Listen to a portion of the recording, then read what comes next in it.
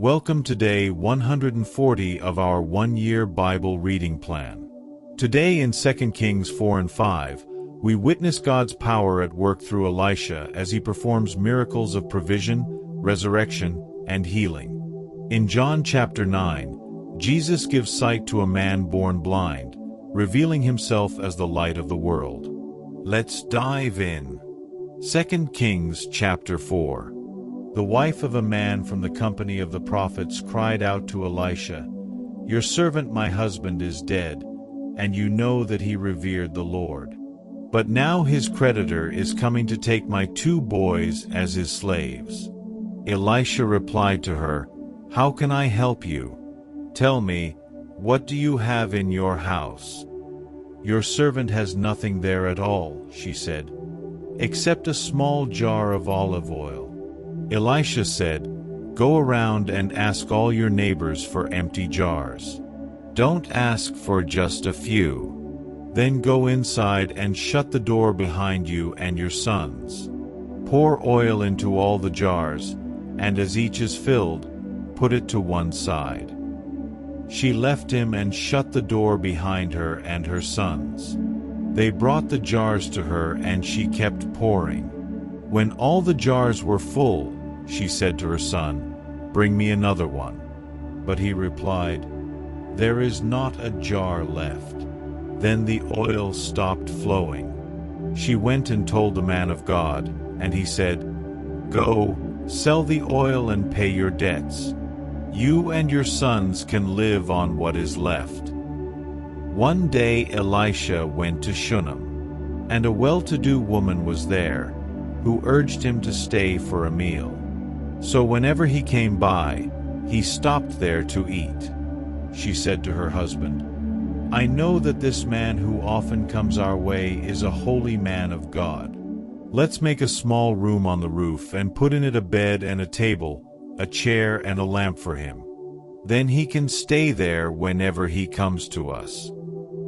One day when Elisha came, he went up to his room and lay down there. He said to his servant Gehazi, "Call the Shunammite." So he called her, and she stood before him. Elisha said to him, "Tell her, you have gone to all this trouble for us. Now what can be done for you? Can we speak on your behalf to the king or the commander of the army?" She replied, "I have a home among my own people. What can be done for her?" Elisha asked. Gehazi said, "She has no son, and her husband is old." Then Elisha said, "Call her." So he called her, and she stood in the doorway. "About this time next year," Elisha said, "you will hold a son in your arms." "No, my lord," she objected. "Please, man of God, don't mislead your servant." But the woman became pregnant, and the next year about that same time she gave birth to a son, just as Elisha had told her. The child grew, and one day he went out to his father, who was with the reapers. He said to his father, "My head, my head." His father told a servant, "Carry him to his mother." After the servant had lifted him up and carried him to his mother, the boy sat on her lap until noon, and then he died. She went up and laid him on the bed of the man of God, then shut the door and went out. She called her husband and said, "Please send me one of the servants and a donkey so I can go to the man of God quickly and return." "Why go to him today?" he asked. "It's not the new moon or the Sabbath." "That's all right," she said. She saddled the donkey and said to her servant, "Lead on, don't slow down for me unless I tell you." So she set out and came to the man of God at Mount Carmel. When he saw her in the distance, the man of God said to his servant Gehazi, "Look, there's the Shunammite. Run to meet her and ask her, 'Are you all right? Is your husband all right? Is your child all right?' 'Everything is all right,' she said. When she reached the man of God at the mountain, she took hold of his feet. Gehazi came over to push her away, but the man of God said, "Leave her alone. She is in bitter distress, but the Lord has hidden it from me and has not told me why." "Did I ask you for a son, my lord?" she said. "Didn't I tell you, don't raise my hopes?" Elisha said to Gehazi, "Tuck your cloak into your belt, take my staff in your hand and run. Don't greet anyone you meet, and if anyone greets you, do not answer. Lay my staff on the boy's face." But the child's mother said, "As surely as the Lord lives and as you live, I will not leave you." So he got up and followed her. Gehazi went on ahead and laid the staff on the boy's face, but there was no sound or response. So Gehazi went back to meet Elisha and told him, "The boy has not awakened." When Elisha reached the house, there was the boy lying dead on his couch. He went in, shut the door on the two of them, and prayed to the Lord. Then he got on the bed and lay on the boy, mouth to mouth, eyes to eyes, hands to hands. As he stretched himself out on him, the boy's body grew warm. Elisha turned away and walked back and forth in the room, and then got on the bed and stretched out on him once more. The boy sneezed 7 times and opened his eyes. Elisha summoned Gehazi and said, "Call the Shunammite." And he did. When she came, he said, "Take your son." She came in, fell at his feet and bowed to the ground. Then she took her son and went out. Elisha returned to Gilgal, and there was a famine in that region. While the company of the prophets was meeting with him, he said to his servant, "Put on the large pot and cook some stew for these prophets." One of them went out into the fields to gather herbs and found a wild vine and picked as many of its gourds as his garment could hold. When he returned, he cut them up into the pot of stew, though no one knew what they were. The stew was poured out for the men, but as they began to eat it, they cried out, "Man of God, there is death in the pot." And they could not eat it. Elisha said, "Get some flour." He put it into the pot and said, "Serve it to the people to eat." And there was nothing harmful in the pot. A man came from Baal-Shalisha, bringing the man of God 20 loaves of barley bread baked from the first ripe grain, along with some heads of new grain. "Give it to the people to eat," Elisha said. "How can I set this before 100 men?" his servant asked. But Elisha answered, "Give it to the people to eat. For this is what the Lord says, they will eat and have some left over." Then he set it before them, and they ate and had some left over, according to the word of the Lord. 2 Kings chapter 5. Now Naaman was commander of the army of the king of Aram. He was a great man in the sight of his master and highly regarded, because through him the Lord had given victory to Aram. He was a valiant soldier, but he had leprosy. Now bands of raiders from Aram had gone out and had taken captive a young girl from Israel, and she served Naaman's wife. She said to her mistress, "If only my master would see the prophet who is in Samaria. He would cure him of his leprosy." Naaman went to his master and told him what the girl from Israel had said. "By all means go," the king of Aram replied. "I will send a letter to the king of Israel." So Naaman left, taking with him 10 talents of silver, 6,000 shekels of gold, and 10 sets of clothing. The letter that he took to the king of Israel read, "With this letter I am sending my servant Naaman to you, so that you may cure him of his leprosy." As soon as the king of Israel read the letter, he tore his robes and said, "Am I God? Can I kill and bring back to life? Why does this fellow send someone to me to be cured of his leprosy? See how he is trying to pick a quarrel with me." When Elisha the man of God heard that the king of Israel had torn his robes, he sent him this message, "Why have you torn your robes? Have the man come to me, and he will know that there is a prophet in Israel."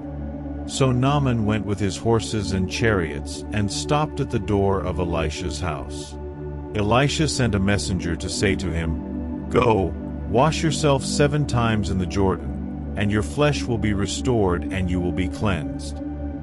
But Naaman went away angry and said, "I thought that he would surely come out to me and stand and call on the name of the Lord his God, wave his hand over the spot and cure me of my leprosy. Are not Abana and Pharpar, the rivers of Damascus, better than all the waters of Israel? Couldn't I wash in them and be cleansed?"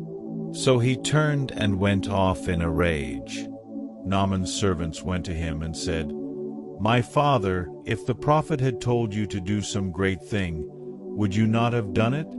How much more then when he tells you, 'Wash and be cleansed'?" So he went down and dipped himself in the Jordan 7 times, as the man of God had told him, and his flesh was restored and became clean like that of a young boy. Then Naaman and all his attendants went back to the man of God. He stood before him and said, "Now I know that there is no God in all the world except in Israel. So please accept a gift from your servant." The prophet answered, "As surely as the Lord lives, whom I serve, I will not accept a thing." And even though Naaman urged him, he refused. "If you will not," said Naaman, "please let me, your servant, be given as much earth as a pair of mules can carry, for your servant will never again make burnt offerings and sacrifices to any other god but the Lord.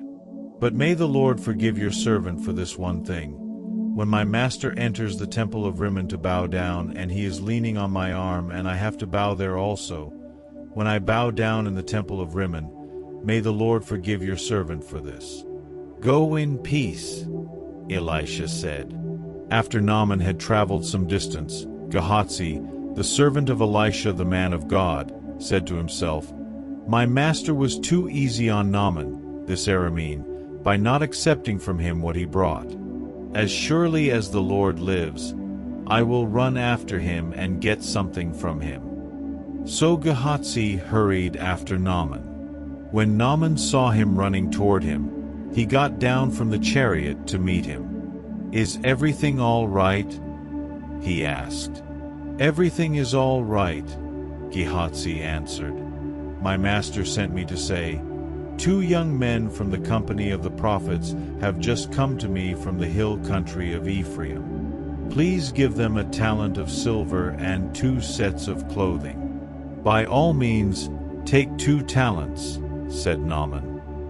He urged Gehazi to accept them, and then tied up the 2 talents of silver in 2 bags, with 2 sets of clothing. He gave them to 2 of his servants, and they carried them ahead of Gehazi.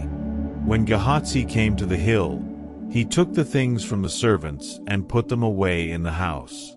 He sent the men away, and they left. When he went in and stood before his master, Elisha asked him, "Where have you been, Gehazi?" "Your servant didn't go anywhere," Gehazi answered. But Elisha said to him, "Was not my spirit with you when the man got down from his chariot to meet you? Is this the time to take money or to accept clothes, or olive groves and vineyards, or flocks and herds, or male and female slaves? Naaman's leprosy will cling to you and to your descendants forever." Then Gehazi went from Elisha's presence, and his skin was leprous. It had become as white as snow. John chapter 9, 1-41. As he went along, he saw a man blind from birth. His disciples asked him, "Rabbi, who sinned, this man or his parents, that he was born blind?" "Neither this man nor his parents sinned," said Jesus, "but this happened so that the works of God might be displayed in him. As long as it is day, we must do the works of him who sent me. Night is coming, when no one can work. While I am in the world, I am the light of the world." After saying this, he spit on the ground, made some mud with the saliva, and put it on the man's eyes. "Go," he told him, "wash in the pool of Siloam." This word means sent. So the man went and washed, and came home seeing. His neighbors and those who had formerly seen him begging asked, "Isn't this the same man who used to sit and beg?" Some claimed that he was. Others said, "No, he only looks like him." But he himself insisted, "I am the man." "How then were your eyes opened?" they asked. He replied, "The man they called Jesus made some mud and put it on my eyes. He told me to go to Siloam and wash. So I went and washed, and then I could see." "Where is this man?" they asked him. "I don't know," he said. They brought to the Pharisees the man who had been blind. Now the day on which Jesus had made the mud and opened the man's eyes was a Sabbath. Therefore the Pharisees also asked him how he had received his sight. "He put mud on my eyes," the man replied, "and I washed, and now I see." Some of the Pharisees said, "This man is not from God, for he does not keep the Sabbath." But others asked, "How can a sinner perform such signs?" So they were divided. Then they turned again to the blind man. "What have you to say about him? It was your eyes he opened." The man replied, "He is a prophet." They still did not believe that he had been blind and had received his sight until they sent for the man's parents. "Is this your son?" they asked. "Is this the one you say was born blind? How is it that now he can see?" "We know he is our son," the parents answered, "and we know he was born blind. But how he can see now, or who opened his eyes, we don't know. Ask him. He is of age. He will speak for himself." His parents said this because they were afraid of the Jewish leaders, who already had decided that anyone who acknowledged that Jesus was the Messiah would be put out of the synagogue. That was why his parents said, "He is of age. Ask him." A second time they summoned the man who had been blind. "Give glory to God by telling the truth," they said. "We know this man is a sinner." He replied, "Whether he is a sinner or not, I don't know. One thing I do know. I was blind, but now I see." Then they asked him, "What did he do to you? How did he open your eyes?" He answered, "I have told you already, and you did not listen. Why do you want to hear it again? Do you want to become his disciples too?" Then they hurled insults at him and said, "You are this fellow's disciple. We are disciples of Moses. We know that God spoke to Moses, but as for this fellow, we don't even know where he comes from." The man answered, "Now that is remarkable. You don't know where he comes from, yet he opened my eyes. We know that God does not listen to sinners. He listens to the godly person who does his will. Nobody has ever heard of opening the eyes of a man born blind.